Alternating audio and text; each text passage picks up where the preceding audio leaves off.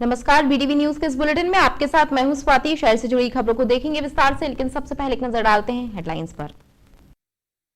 संस्कारधानी में रक्तदान के पुराने सारे रिकॉर्ड टूटे। मेगा रक्तदान शिविर का हुआ आयोजन। 2000 यूनिट से ज्यादा हुआ रक्त संग्रह। कलेक्टर ने किया नवाचार। Bharat Sri Lanka Asia cup T20 tournament में लग रहे थे सट्टे के दाव। गोहलपुर पुलिस और क्राइम ब्रांच की टीम ने 2 सटोरिये को दबोचा। 7 मोबाइल, लैपटॉप, बिना नंबर का एक्सेस वाहन और 1000 रुपए हुए बरामद। मुख्य सटोरिये को तलाश रही पुलिस।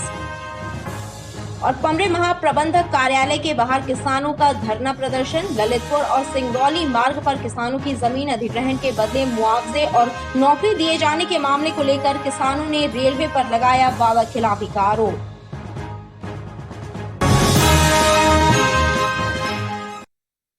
रक्तदान महादान है, इसके जरिए किसी की जान भी बचाई जा सकती है। इस आह्वान के साथ जिला प्रशासन, रेड क्रॉस सोसाइटी एवं सामाजिक संगठनों ने 12 स्थान पर रक्तदान शिविर आयोजित किए, जिसमें 2000 यूनिट रक्त एकत्रित करने के लक्ष्य को लेकर लोगों ने उत्साहपूर्वक रक्तदान किया। पीड़ित मानवता की सेवा का संकल्प लेकर जिला प्रशासन एवं रेड क्रॉस सोसाइटी ने मेगा रक्तदान शिविर का आयोजन किया। 12 स्थानों पर आयोजित हुए इस रक्तदान शिविर में 2000 यूनिट ब्लड एकत्रित करने का लक्ष्य तय रहा। इसमें अधिकारियों, कर्मचारियों, छात्र छात्राओं, जनप्रतिनिधियों एवं समाज सेवियों ने उत्साहपूर्वक रक्तदान किया। मानस भवन में आयोजित शिविर में प्रशासनिक अधिकारियों ने ब्लड डोनेट कर आयोजन की शुरुआत की। कलेक्टर डॉक्टर इलैयाराजा टी ने बताया कि प्रति माह 2000 यूनिट ब्लड की आवश्यकता हॉस्पिटल्स में पड़ती है। गाँव से 30% रक्त ही मिल पाता है, लिहाजा इस तरह के मेगा रक्तदान शिविर की जरूरत महसूस की गई। जब हम लोग डिस्ट्रिक्ट हेल्थ सोसाइटी का मीटिंग का हम लोग समीक्षा कर रहे थे, ये महसूस किया है कि हमको हर महीने का हमारी रिक्वायरमेंट सिर्फ 2000 है। इसके लिए मतलब अभी कितने भी ब्लड डोनेशन हो रही है, काफ़ी सारा सामाजिक संगठन संस्कारधानी में काम कर रहा है, वो 30% का पूर्ति हो रही है। सो हम लोगों ने ये समझा है कि 70% रिप्लेसमेंट पे ना हम लोग ब्लड ले रहे हैं ब्लड बैंक में। इसमें लोगों को परेशानी भी हो रही है। ऐसा सिविलाइज सोसाइटी है, संस्कारदानी की लोगों को एक प्लेटफॉर्म देना चाहिए हमको इस प्रकार का ब्लड डोनेशन आयोजित करने के लिए। इसलिए जिला प्रशासन और रेड क्रॉस सोसाइटी, सभी सामाजिक संगठन, शैक्षणिक संस्थाएं और प्रोफेशनल बॉडीज़ हैं, IMA जैसे सभी लोगों से मिल करके हर महीने एक मेगा ब्लड डोनेशन कैंप का हम लोगों ने प्लान किए थे। आज ये पहला कैंप है। मुझे लग रहा है बहुत अच्छा रिस्पांस मिला है। अभी 12 बजे की स्थिति में अभी तक 900 के ऊपर ब्लड बैंक ऑलरेडी इशू कर चुके हैं। आज की हम लोग 2000 की ऊपर हम लोग एक्सपेक्ट कर रहे हैं, सो दैट एक्चुअली हमारी कितने भी डिमांड है वो सारे पूर्ति हो जाए। इसके माध्यम से हमारी सर्जरीज होती है और हमारी हाई रिस्क प्रेगनेंसी है, गर्भवती महिलाएं हैं, उनको ब्लड ट्रांसफ्यूशन करते हैं। हमारा तैलेसीमिक बच्चे हैं, उनको लगातार हम लोग ब्लड ट्रांसफ्यूशन करते हैं। तो सभी ज़रूरतों को हम लोग लगातार पूर्ति करें। संस्कारदानी में बहुत सारे डिस्ट्रिक्ट्स के भी लोग पेशेंट्स मेडिकल कॉलेज में आते हैं, उन सभी का भी ब्लड की परेशानी ना रहे। आज सभी लोगों की सहयोग से इस कैंप का आयोजन अच्छे से हो रहा है। में SDM, तहसीलदारों, नायब तहसीलदारों सहित कई प्रशासनिक अधिकारियों ने रक्तदान कर खुशी जाहिर की। बहुत मदद मिलेगी हमारे मरीजों को इस ब्लड से, क्योंकि जिस उत्साह के साथ लोग ब्लड दे रहे हैं और जिन अस्पतालों में ब्लड की सबसे ज़्यादा ज़रूरत है, एल्गिन, मेडिकल और विक्टोरिया, वहाँ इसे संग्रहित किया जाएगा। हमारे ब्लड संग्रहण की क्षमता बहुत अधिक है। करीब 4000 यूनिट हम तीनों ब्लड बैंक में इकट्ठा कर सकते हैं, संग्रहित रख सकते हैं। मैं बहुत बहुत साधुवाद दे रहा हूँ सभी लोगों को, पूरे हमारे जबलपुर की जनता को, कि इतने उत्साह के साथ आगे आकर वो रक्तदान कर रहे हैं। रक्तदान महादान है और लोगों के जीवन बचाने के लिए सभी को बढ़ चढ़ के रक्तदान करना चाहिए। और उसी कड़ी में आज जिला प्रशासन की ओर से, रेड क्रॉस सोसाइटी की ओर से ये रक्तदान शिविर विभिन्न जगहों पे आयोजित हुआ है।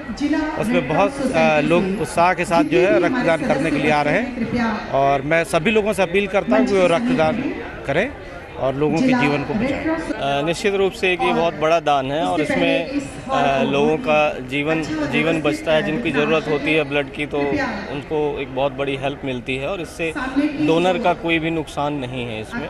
दिन भर स्वेच्छा से रक्तदान करने वालों का तांता लगा रहा। सरकारी और प्राइवेट कॉलेजेस के छात्र छात्राओं ने भी उत्साहित भाव से ब्लड डोनेट किया। बहुत ही अच्छा प्रयास है, जिसमें उन्होंने आम जनता को जोड़ते हुए विभिन्न महाविद्यालयों के विद्यार्थियों को भी जोड़ा है। और इसी श्रृंखला में मैं अपने साथ अपने महाविद्यालय के विद्यार्थियों को लेकर यहाँ उपस्थित हूँ। हमारे जो युवा बच्चे हैं रक्तदान में बढ़ चढ़कर हिस्सा ले रहे हैं। रक्तदान जीवन दान माना जाता है और हमारी रगों का खून किसी दूसरी की रगों में बहना भी एक रिश्ता जोड़ता है। जिन्होंने आज तक रक्त नहीं दिया उसके लिए क्या कहना चाहेंगे आप? मैं ये कहना चाहूँगी हमारे उन साथियों से, यदि आपके शरीर में किसी भी प्रकार की कोई कमी ना है तो रक्तदान अवश्य करिए। हमें आगे आना चाहिए। जो हम जिस कॉलेज से पढ़ते हैं या जिस इंस्टीट्यूट में हम पढ़ते हैं, हमको वहाँ से ये अपॉर्चुनिटी मिली है कि हम यहाँ आके पार्टिसिपेट करें, अपना ब्लड दें, लोगों की हेल्प करें, तो हमें ये करना चाहिए। जबलपुर प्रशासन ने बहुत अच्छा कार्यक्रम आयोजन किया है, बहुत अच्छा अरेंजमेंट है, तो इसमें सबको आना चाहिए और पार्टिसिपेट। युवाओं के लिए हम यही कहना चाहेंगे कि ये प्रयास जो कि हमारी जबलपुर कमेटी जबलपुर प्रशासन कर रहा है, उससे कि सब युवाओं में प्रेरणा जागृत होगी कि हम भी दें। आयोजकों ने बताया कि रक्तदान के पुराने सारे रिकॉर्ड टूटते नजर आ रहे हैं। इसके पहले एक दिन में 540 यूनिट रक्तदान हुआ है, लेकिन अब एक दिन में लगभग 2000 यूनिट रक्तदान का नया रिकॉर्ड बनता नजर आ रहा है। नगर निगम मुख्यालय सहित जोन कार्यालय में आयोजित रक्तदान शिविर में जनप्रतिनिधियों एवं नगर निगम कर्मियों ने उत्साहपूर्वक रक्तदान किया। महापौर जगत बहादुर सिंह अन्नू ने रक्तदान करते हुए कहा, इस आयोजन को परंपरा बनाएंगे। कलेक्टर डॉक्टर इलैयाराजा टी के आह्वान पर आयोजित मेगा रक्तदान शिविर में जनप्रतिनिधि भी उत्साहपूर्वक शामिल रहे। नगर निगम मुख्यालय में आयोजित शिविर में महापौर जगत बहादुर सिंह अन्नू ने MIC सदस्यों, पार्षदों सहित रक्तदान किया। महापौर ने कहा, इस आयोजन को परंपरा बनाएंगे। रक्तदान से बढ़कर कोई पुनीत कार्य नहीं है। जबलपुर शहर में 2000 ब्लड यूनिट की आवश्यकता जबलपुर और जबलपुर के आसपास से आने वाले पेशेंट्स के लिए आवश्यकता है। हम लोगों ने यही आग्रह सबसे किया। आज हम लोगों ने भी यहाँ पे, मैंने, हमारे निगम अध्यक्ष जी ने और सभी ने मिलकर, MIC सदस्यों ने, पार्षद साथियों ने, हमारे अधिकारी कर्मचारियों ने भरपूर उत्साह के साथ यहाँ ब्लड डोनेट किया। मुझे ऐसा लगता है नगर निगम अकेले की संख्या लगभग 500 जाना चाहिए। लगभग 2000 ब्लड की हमको आवश्यकता है हर महीने। इसको हम लोग परंपरा बनाएंगे, हर महीने लोगों से आग्रह करेंगे, क्योंकि रक्तदान बहुत बड़ा दान है, महादान है, और अगर इससे हम लोगों के जीवन को बचा सकते हैं तो हमको ये दान करना चाहिए। हमारे स्वास्थ्य के लिए भी अच्छा होता है ये। महापौर ने बताया कि अकेले नगर निगम से 500 से ज्यादा कर्मचारी ब्लड डोनेट करेंगे। उनका यह प्रयास लक्ष्य प्राप्ति के लिए महत्वपूर्ण साबित होगा।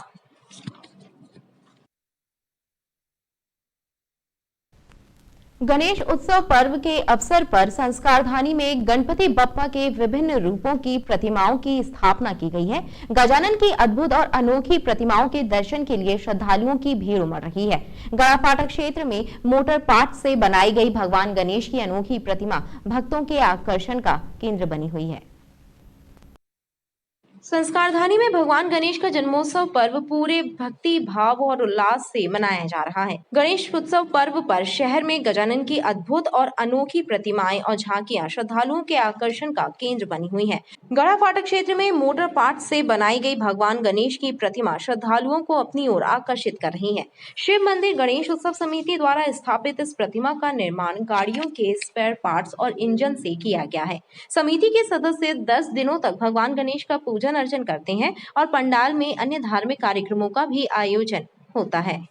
शिव मंदिर गणेश समिति इस बार गाड़ियों के पार्ट्स से गणेश भगवान की प्रतिमा बनाई गई है, जिसमें टंकी, साकप और जो इंजन है उनके द्वारा निर्माण किया गया है, उनके पार्ट्सों द्वारा। और जो हर साल नई नई प्रतिमा बनाते हैं, जैसे कांच की है, दही की है, दूध की है, बर्तन की है, पानी के हैं, स्टेशनरी के हैं, आगी के हैं, हर प्रकार के गणेश जी बनते हैं यहाँ शंकर की भंडार में। मतलब कम से कम इनमें हमें 1 महीना तो लग जाता है सब जगह सामान ढूंढना, इनके बनाया सामान। खर्चा तो इसमें भगवान की सेवा में लगे रहते हैं, 20-22 हज़ार रुपये जाता है।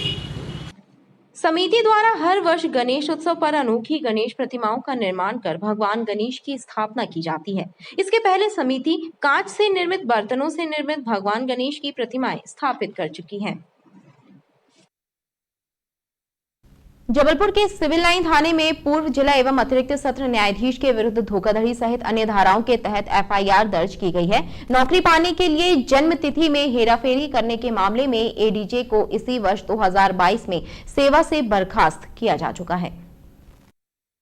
जबलपुर के सिविल लाइन थाने में पूर्व जिला एवं अतिरिक्त सत्र न्यायाधीश राधे श्याम मड़िया के विरुद्ध धोखाधड़ी सहित अन्य धाराओं के तहत एफआईआर दर्ज की गई है। हाईकोर्ट के प्रशासनिक अधिकारी विपिन चंद्र गुप्ता की शिकायत के आधार पर प्रकरण दर्ज किया गया है। पूर्व जिला एवं अतिरिक्त सत्र न्यायाधीश पर आरोप है कि उन्होंने नौकरी पाने के लिए अपने बर्थ सर्टिफिकेट में हेराफेरी और छेड़छाड़ की थी। इस मामले में एडीजे राधे श्याम मड़िया को पहले ही नौकरी से बर्खास्त किया जा चुका है। ये फरियादी हैं श्री विपिन चंद्र गुप्ता जी ने रिपोर्ट दर्ज कराई है कि एक आरोपी राधे श्याम मड़िया अपनी सर्विस में आए थे, तो इन्होंने गलत जन्म तारीख दी थी। इनकी डेट ऑफ बर्थ है ओरिजिनल 10/2/2060, इन्होंने 10/2/2066 प्रदर्शित करते हुए सेवाएं प्राप्त की थी, जिनमें इनके द्वारा धोखाधड़ी की गई है। इस संबंध में अपराध पंजीबद्ध कर विवेचना में लिया गया है। ये किस पद से रिटायर हुए या बर्खास्त हुए?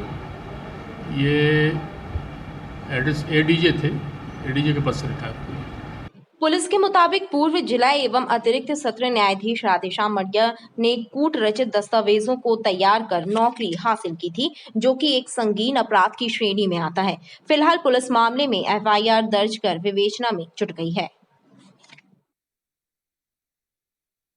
स्मार्ट सिटी लिमिटेड में हुए RFID चिप घोटाले की जांच होगी। डोर टू डोर कचरा कलेक्शन सिस्टम की मॉनिटरिंग के लिए घर घर RFID चिप लगाई गई थी, जो उपयोगी साबित नहीं हुई।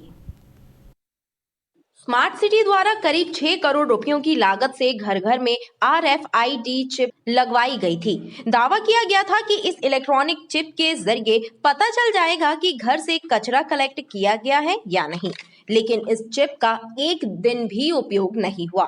इसे एक बड़ी राशि का घोटाला माना जा रहा है।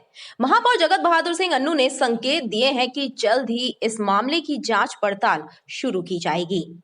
कहीं भी काम नहीं आई। हम लोग जब विपक्ष में थे तब उसके बारे में हम लोगों ने काफ़ी बातें करी थी। आयुक्त महोदय, निगम अध्यक्ष और सभी लोगों से चर्चा के उपरांत उस मामले में ज़रूरत पड़ने पर उसकी जांच भी की जाएगी। महापौर ने कहा कि जब कांग्रेस विपक्ष में थी तब इस मामले को कई बार उठाया गया, लेकिन कोई कार्यवाही नहीं हुई। लेकिन अब पुख्ता जांच कर दोषियों के चेहरे बेनकाब किए जाएंगे। पश्चिम मध्य रेल की वादा खिलाफी से ललितपुर और सिंगरौली के बीच रहने वाले हजारों किसान और उनके परिवार आक्रोशित हैं। दरअसल मामला रेलवे द्वारा किसानों की जमीन के अधिग्रहण और उसके बदले दिए जाने वाले मुआवजे और नौकरी से जुड़ा हुआ है। ललितपुर सिंगरौली परियोजना के तहत पन्ना, सीधी, सतना सहित आसपास के जिलों के 6000 किसानों की जमीनों का अधिग्रहण कर मुआवजा और नौकरी दिए जाने के आश्वासन की वादा खिलाफी के विरोध में सैकड़ों किसानों ने पश्चिम मध्य रेल जोन के अधिकारियों के खिलाफ मोर्चा खोल दिया है। किसानों और उनके परिवारजनों ने जबलपुर में पश्चिम मध्य रेल जोन मुख्यालय के सामने धरना देकर प्रदर्शन किया। पीड़ित किसानों और उनके परिवारजनों ने आरोप लगाया कि करीब 5 साल बीतने के बाद भी रेलवे ने जमीन अधिग्रहण के बदले मुआवजे और परिवार के योग्य व्यक्ति को नौकरी देने के अपने वायदे को पूरा नहीं किया है। बीते वर्ष कुछ किसानों को नौकरी के लेटर जारी किए गए, लेकिन अब तक उन्हें नौकरी नहीं दी गई।